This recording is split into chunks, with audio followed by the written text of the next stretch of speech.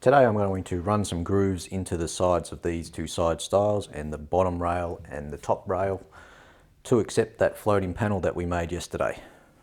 Now putting the grooves into these straight rails, that's easy. I can put the fence up nice and close, use the fence as a chip breaker, and it'll probably give me a nice clean edge. Now, because I want a nice clean edge along this edge here, I don't want the router bit to be pulling the edge out as it cuts. Now these curved rails though, the curved stiles, that's a lot harder to do. I can't just put the fence up there because it's curved. This is going to curve away from the fence.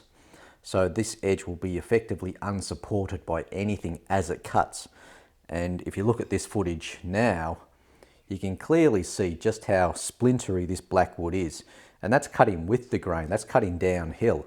Here I have to actually cut uphill for half of this rail.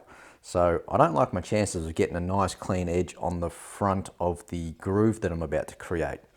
So I have to do some magic sorcery to avoid it. Magic sorcery. I'm just going to get a stick of timber.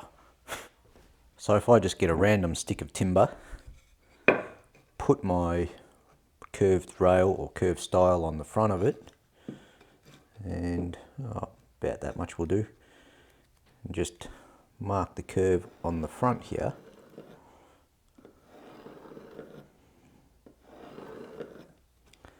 Take this over to the bandsaw it out, and that way it gives me a false fence to use on the router table, which perfectly matches this curve at the front here. So it's a little bit high here, a little bit high here, and a little bit high here. So I'll just knock those sections off with a spoke shave.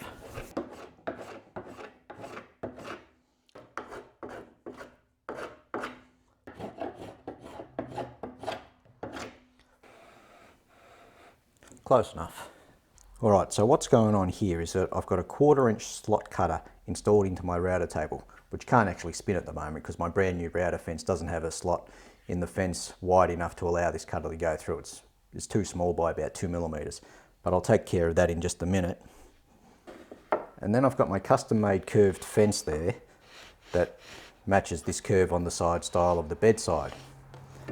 I've also gone and cut away all this section out the back to allow this cutter to go in there. So there's a nut on the top and there's a spindle on the top, and then there's just the bulk of the cutter. So I've cut away most of that. So that'll sit on there, but I can't get it on there yet because the cutter's in the way.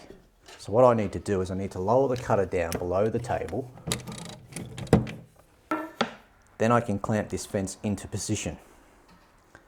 Once that's clamped into position, I can turn the router on and slowly and very gently and very carefully raise the cutter up so it cuts a zero clearance fence for that router bit at that exact setting. I've also got 2 marks here which tell me exactly where the top edge of that cutter needs to finish as I slowly raise it up, because I don't want to raise it too high and then lower it back down. I just want to finish at the mark that I want, because that will give me a zero clearance insert, a zero clearance fence all along this top edge. It's this top edge here that I'm worried about. I don't care about the back edge because that goes to the inside of the bedside table, but the outside, I want that to be near perfect.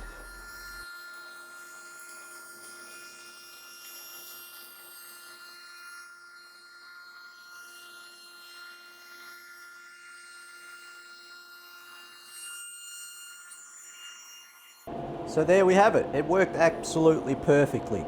And you can hear it cutting. It just cuts sweetly. It doesn't go it's more like a perfect.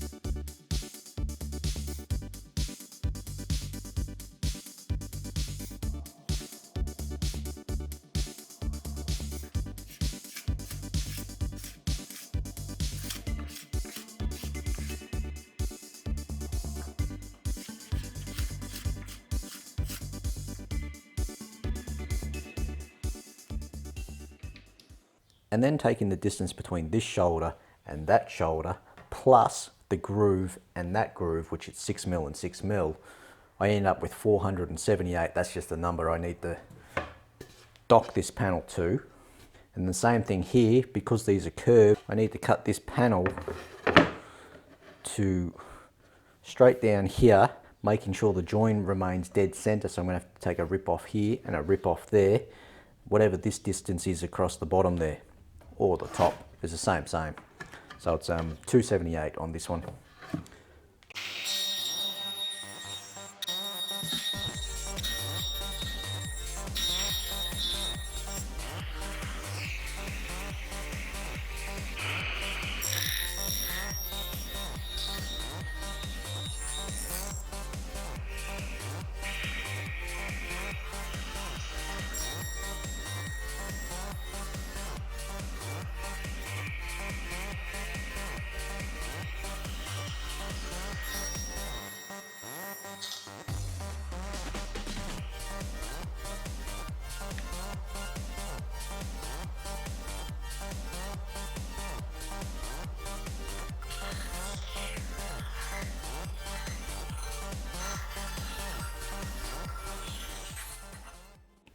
Alright, so that's what we're looking for. We've got the blackwood frame, floating panel on the inside.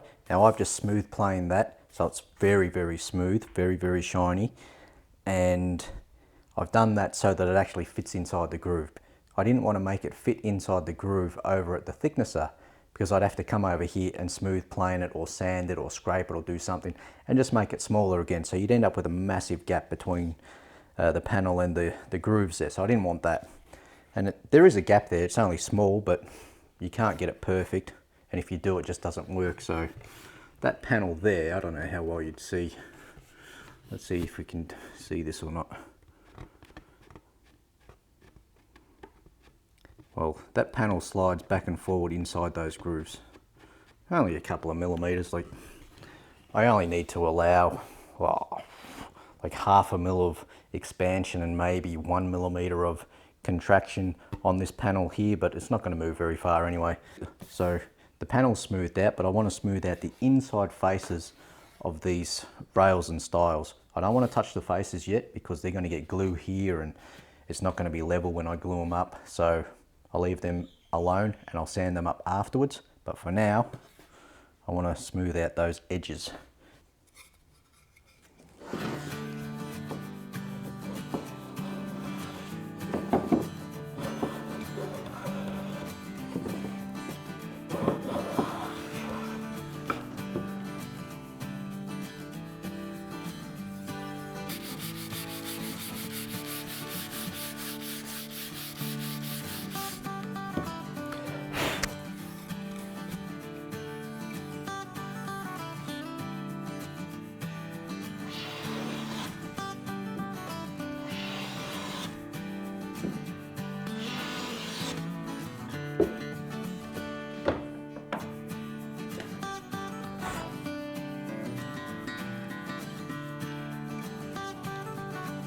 And then I'm just going to put a little bit of glue in this back corner here.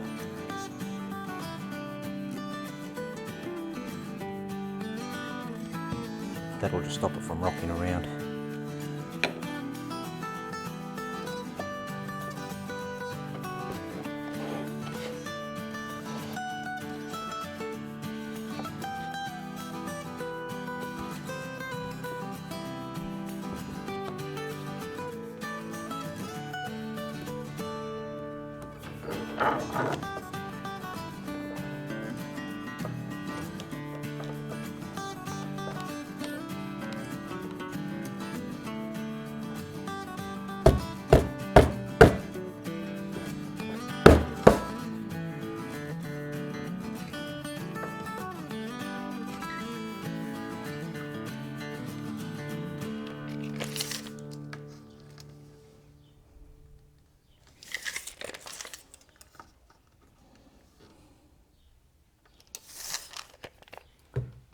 Perfect. Well, thanks very much for watching, guys. I'm calling it quits for the day. Well, I'm going to call it quits on filming for the day. I might get a couple of shots of the smooth planing just to round out the video, but I'm out of here. I want to get, that's the first panel in there glued up. I want to get the other 3 glued up tonight if I can, but I don't want to be crashing and bashing late into the evening. So, and I also want to watch Vikings because it's on TV tonight. Best thing on TV, Vikings. If you're not watching it, get into it. Anyways, this little bent fence that I made this morning, it's not something that I'd use every time, but when I want to make one, it certainly works very well. Like these curves with the groove in there. Very splintery timber, this blackwood. It's very soft, very splintery. It's kind of like, it's pretty much almost exactly the same, maybe a little bit denser than Western red cedar. If you've ever tried to cut against the grain on Western red cedar, it just rips chunks out of it. It's the same thing. So this worked really well this time. So I hope you found that interesting, entertaining. You might want to use it one day, who knows? I'll see you tomorrow.